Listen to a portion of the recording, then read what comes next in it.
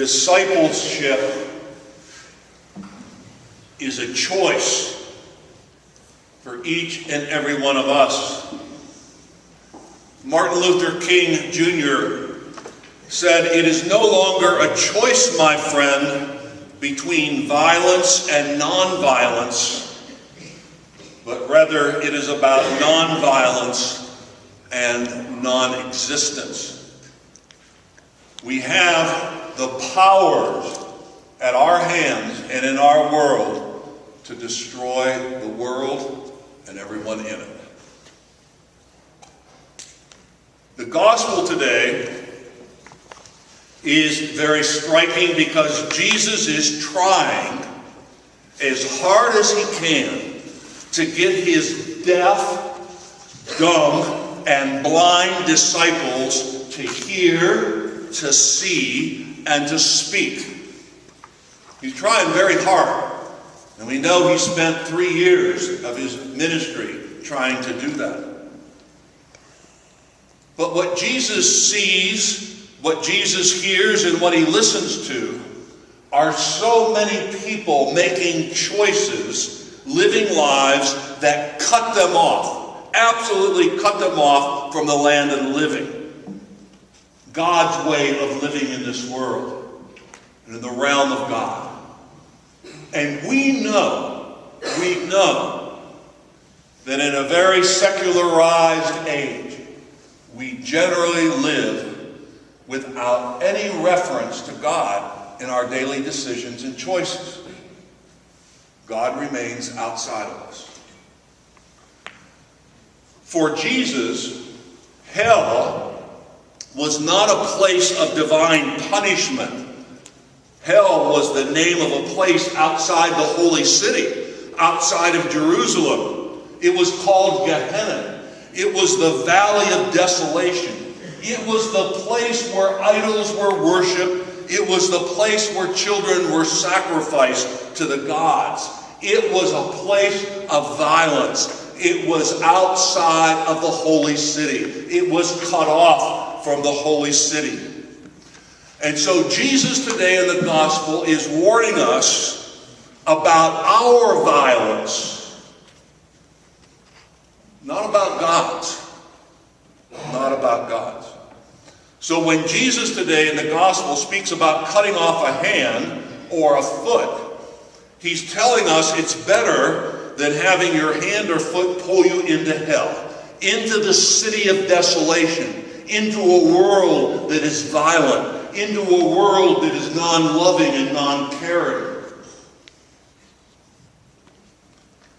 He tells us that we don't want to enter. We don't want to go into this way of life. We don't want to place our lives where we just don't want to go or where we shouldn't go. If we knew how destructive it would be, not only to ourselves, but to those whom we love, and even those whom we don't know.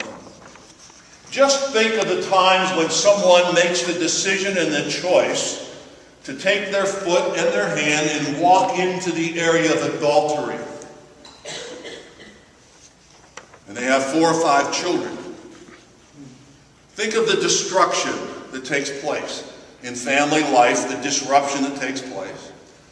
Think of the person who decides to all of a sudden begin a life of shooting up with drugs, heroin, whatever.